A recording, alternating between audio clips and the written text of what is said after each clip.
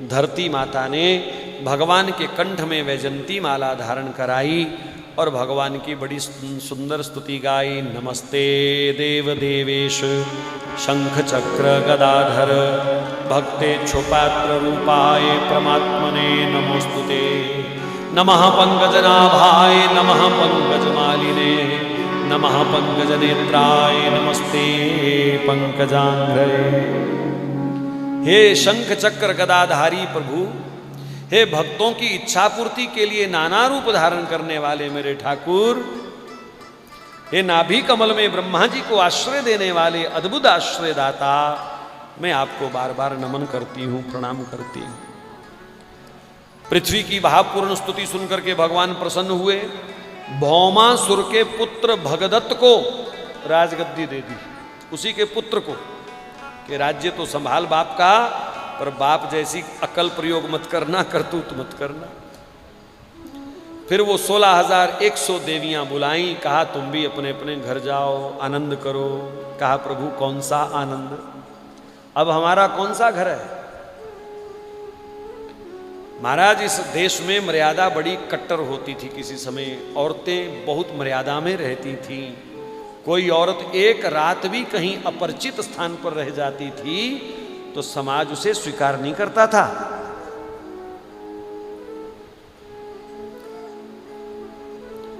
तो वो देवियां कहती हैं अब हमको कौन स्वीकार करेगा, हम तो महीनों से वर्षों से इसके यहां सड़ रही हैं, हमारी पवित्रता पर कौन विश्वास करेगा। जिधर जाएंगी लोग कहेंगे ये वही है जो भौमासुर के रहती थी पहले। कोई हमको रखेल बोलेगा, कोई हमको वेश्या बोलेगा। और प्रभु हमारे पास आत्महत्या के सिवाय कोई रास्ता नहीं बचेगा। अब तो महाराज इसी महल में, इसी कोने में किसी में हमारी व्यवस्था कर दीजिए। बड़ी कृपा के इस दुष्ट के जाल से आपने हमको मुक्त कर दिया। अब आपको याद करते हुए, आपका भजन करते हुए जीवन बिताएंगी। भगवान थोड़ा चिंता में पड़ गए, कसूर किसका और जीवन भर दंड कौन भोगे कलंक का, क्या ये न्याय है। दूसरी बात, मेरा दर्शन करने के बाद भी अगर कोई चिंता से मुक्त नहीं हुआ तो फिर मेरे दर्शन का फल क्या है।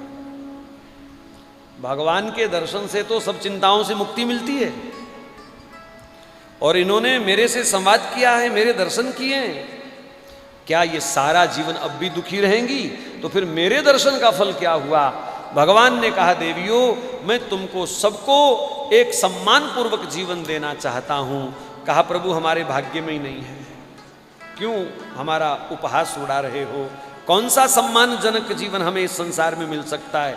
भगवान ने कहा संसार दे ना दे, पर मैं तुम्हें सम्मानजनक जीवन दूंगा, मैं तुम सबसे ब्याह करूंगा। बोलो भक्त वत्सल भगवान की जय। मैं तुम सबसे ब्याह करूंगा। और महाराज भगवान जिसे स्वीकार कर ले उसे कौन गिरा सकता है, उसका अपमान कौन कर सकता है। इसलिए मेरा आपको सुझाव है, समाज की नजरों में ज्यादा ऊंचा दिखने की कोशिश मत करो। समाज कभी भी किसी को देर तक ऊपर उठा के नहीं रखता, एक ना एक दिन पटक के मारता है। ये रीति है समाज की। इसलिए मौन प्रेम, गौण प्रेम, छुपा हुआ प्रेम अपने हृदय में भरो भगवान के प्रति, और भगवान की नजरों में ऊपर उठो ताकि संसार कभी तुम्हें गिरा ना सके। सबके जीवन का कोई ना कोई अनुभव होगा, हमारे जीवन के भी अनुभव हैं। समाज गिराने में कोई कमी नहीं छोड़ता।